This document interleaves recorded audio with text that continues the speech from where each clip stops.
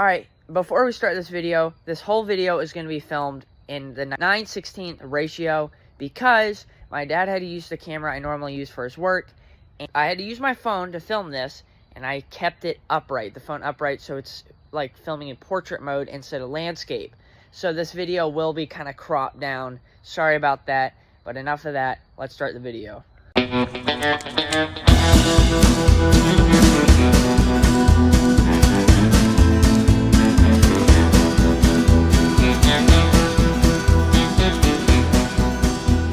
Alright guys, it is finished.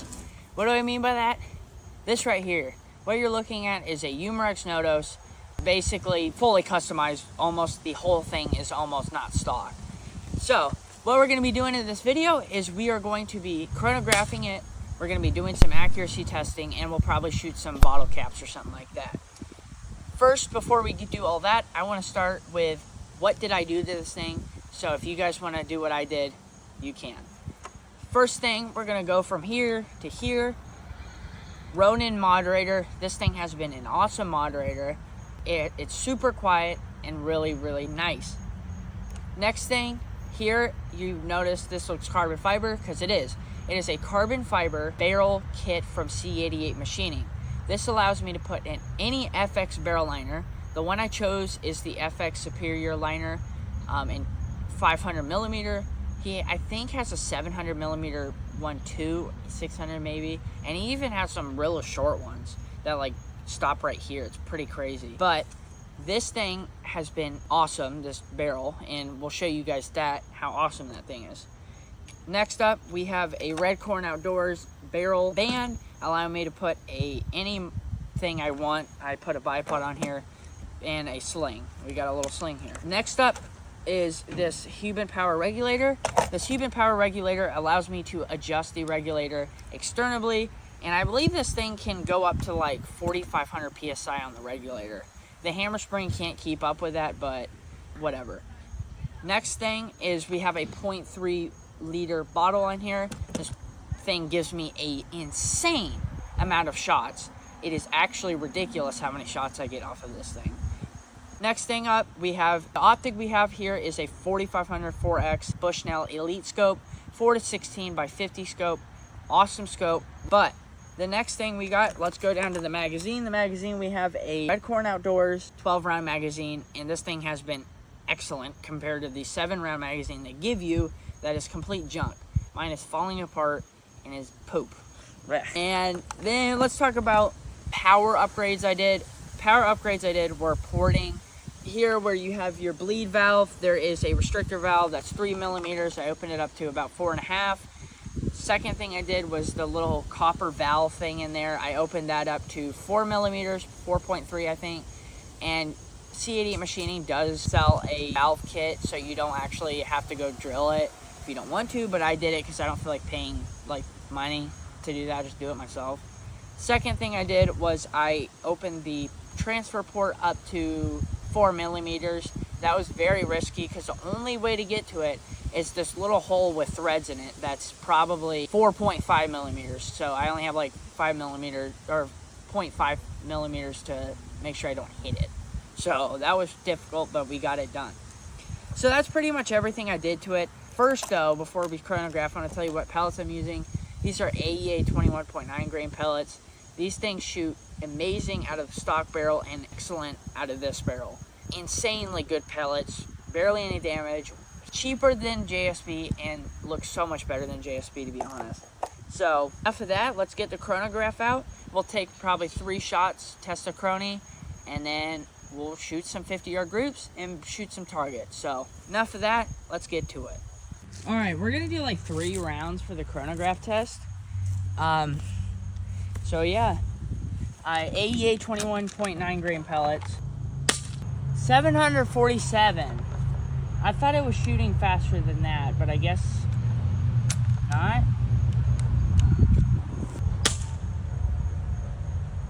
$749.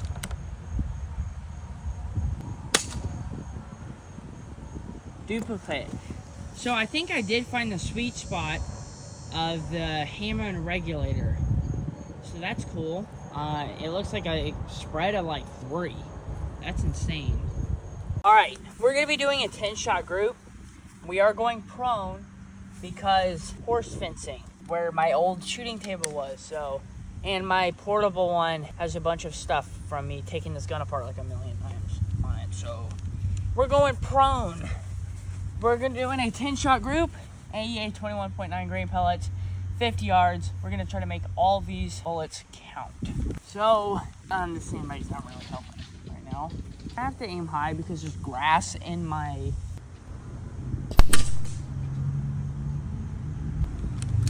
Where did that hit?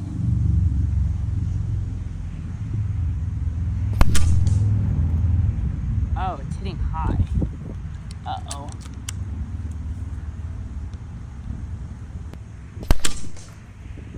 Looks like someone didn't sight that in very well.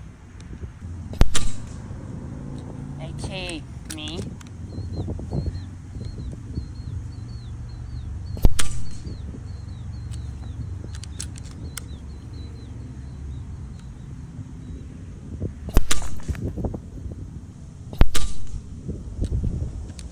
I'm trying my best to keep this group going good, because I'm basically aiming at a tiny little line.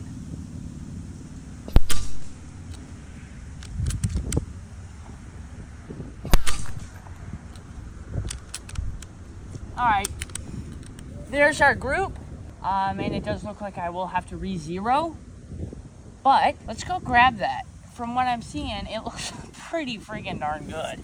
Here's our group, and as I expected, holy freaking crap. 10 shots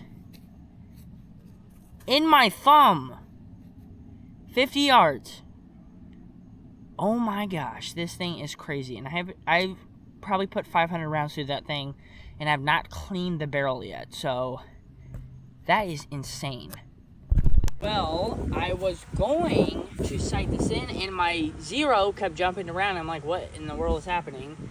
I don't know if you can see this, but see that? That's movement in my eyepiece, and there's no way for me to like tighten this thing or anything like that. It is moving, and in turn, it is making my crosshairs move around, and that is not good. It is messing with my zero. I'm gonna go get sadly a lower quality glass scope. I'll be right back. All right, we're gonna see how well I know how to zero my rifle by shooting a bottle cap in the bottom of a 12 gauge shotgun shell. So, let's see. I don't know about that. Maybe low. Let's try that shotgun shell and we'll go see what I did to the bottle cap. It is hitting low. That shotgun shell, I hit it though. It went flying. Let's try this again. One click up should do the job. There we are. That was better on the shotgun shell. That looked more like a solid hit. I did clip the wood a little bit. We're gonna go one click up, and that should be miss. Could be good, could be bad. That seemed low again. I'm not hitting this bottle cap. If you don't know, the Walmart bottle caps are really freaking tiny. So hitting a water bottle cap off a Walmart bottle is pretty tough, especially considering this is more of an AO reticle. It's pretty freaking fat. It's no tiny little reticle. It's this big circle. So, okay, let me go look at that. Well, I think that's enough showing you guys that I can't hit what I'm aiming for, but this thing has passed my expectations. This, if you can believe it, used to be a sub $300 gun, and it has done phenomenal. It's got to be one of my most accurate rifles. It's definitely competing with my AEA Challenger Pro. If you do think about it, everything that I've done to it probably did cost around the same. But to be honest, it's such a fun project. I like putting this, I love putting this thing together. It really makes you feel like you did this. And it's such an awesome feeling. And you will see more of this. Squirrel season for my state is in October, and I'm planning on doing some squirrel season. I'm also planning on doing some squirrel hunting with the AEA harpoon.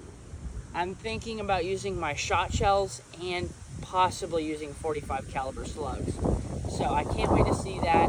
Stay tuned for October. I cannot wait for squirrel season, and I'll see you guys